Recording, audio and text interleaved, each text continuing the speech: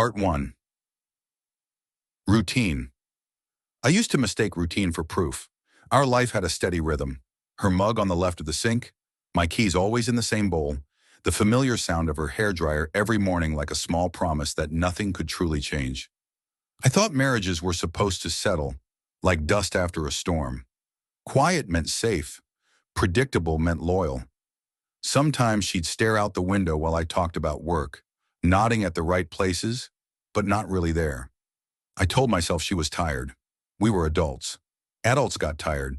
I loved her in practical ways. Gas in her car, grocery lists, paying bills on time. I thought love was built from these bricks. Part 2. The cracks I named nothing. The first signs were tiny, almost polite. Her laugh came later than the jokes. Her hugs became quick, like a checkbox. She started taking her phone with her everywhere. Bathroom, laundry room, even to grab the mail. I noticed, and then I filed it away like an uncomfortable receipt. Maybe she was scrolling. Maybe she had a new friend. Maybe I was being insecure. I didn't want to be the kind of man who interrogated his wife. I wanted to be calm. I wanted to be modern.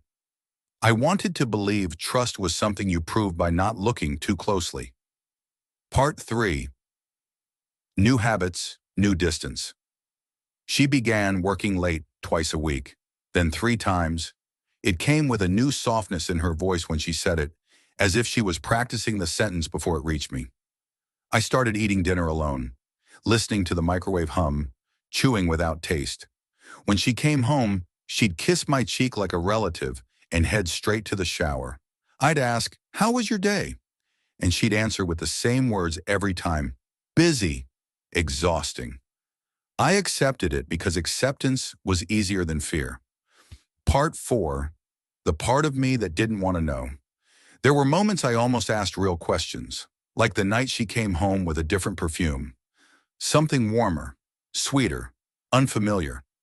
She said her coworker had a new scent, and she must have picked it up. Or the sudden gym membership after years of saying she hated gyms. Or the way she'd smile at her screen and tilt it away from me like it was fragile. I told myself love meant giving space. I told myself I was lucky. I told myself stories because the alternative felt like stepping off a cliff. Part 5. The Tuesday. The truth arrived on an ordinary Tuesday, which felt like an insult. It wasn't an anniversary, not a holiday, not a dramatic moment with rain on the windows. It was just a night where we'd run out of dish soap. She got in the shower. Her phone buzzed on the counter. One notification, glowing like a small, careless flame. I can't stop thinking about last night. My hands moved before my morals did. I picked it up. I told myself I was only going to check who it was. Only that. Part 6. Evidence in plain words. The messages weren't coded. There were no subtle hints. It was a full confession written casually, like grocery plans. Same place tomorrow? I miss you. He doesn't suspect anything. That last one hit like a physical blow. My stomach tightened, my mouth went dry, and I felt this strange heat climb up my neck. Anger mixed with humiliation. I scrolled and scrolled, hoping to find a line that would save me. A joke, a misunderstanding, anything. Instead, I found photos, not explicit, but intimate enough to shatter what I thought was ours. Part 7. The sound of water. The shower ran. She hummed softly, unaware. The water made everything feel unreal, like I'd stepped into someone else's life. I sat on the edge of the bed holding her phone like it was contaminated. My mind tried to protect me by splitting into 2 voices. One screaming, "This can't be true," another whispering, "It already is."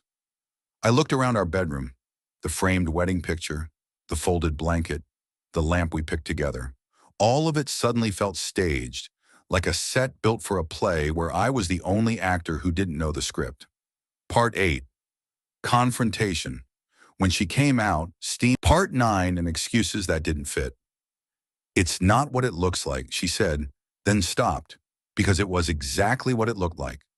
"I was lonely," she tried next. "You've been distant." I almost laughed, not because it was funny, but because the audacity of it made my chest hurt. I had been there, every day, paying attention to the structure while she set fire to the inside. It didn't mean anything, she insisted, voice cracking. But I had read the words. I had seen the softness she never gave me anymore. Meaning was dripping from every line. Part 10. Anger. Anger came later, not in a burst, but like a flood rising behind a dam. I felt it in my hands, in my jaw, in the way my heart slammed against my ribs. I wanted to smash something. Her phone, the picture frame, the calm air in the room. I wanted to make the pain visible. Instead, I asked questions like a man trying to solve a problem at work. How long? Where? Why? Every answer was a nail. Months. A coworker. It just happened. Nothing just happens for months. Part 11. Grief after anger. Grief arrived like a collapse. I realized I wasn't only losing her. I was losing the story of us I'd been living in. I mourned the small things. The way I used to reach for her in bed without thinking. The grocery aisle where we always argued about cereal. The idea that she chose me. I lay awake that night listening to her quiet sobs across the room, and I felt something inside me detach, like a rope snapping. I didn't hate her in that moment. I just couldn't recognize her. Part 12. The mirror stage. In the following days, my mind turned cruel. It replayed memories and edited them. Her laughter at a party. Was she texting him then? The work trip? Was that really a hotel for two? I stared at myself in mirrors and looked for the flaw that made her step outside our marriage. Was I boring? Too steady? Too predictable? Then another thought followed, darker and cleaner. Even if I was all those things, she still chose to lie. I could improve myself forever and still never earn someone's honesty. Part 13. The attempt at repair. She asked for forgiveness like it was a form you sign. She promised to cut contact. She offered therapy. She swore she loved me. I wanted to believe her.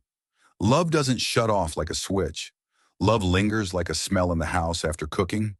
But every time her phone buzzed, my body flinched. Every time she left the room, my mind followed. I became a guard in my own life, patrolling for threats that shouldn't exist in a marriage.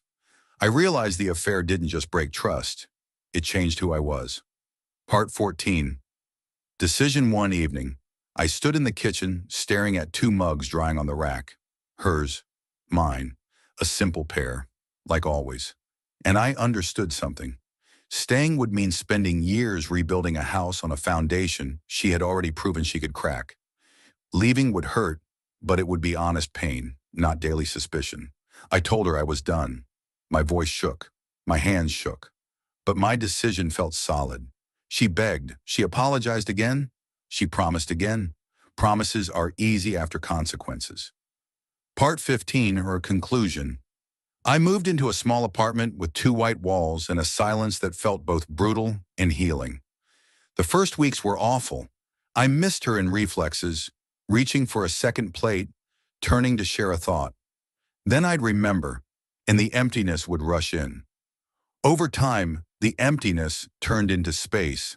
Space to breathe, space to think. What I learned is simple and sharp. Love isn't proven by routine. It's proven by choices, especially when no one is watching. If I could give advice to someone else, don't ignore the quiet alarms inside you. Trust should feel safe, not like a test you keep failing.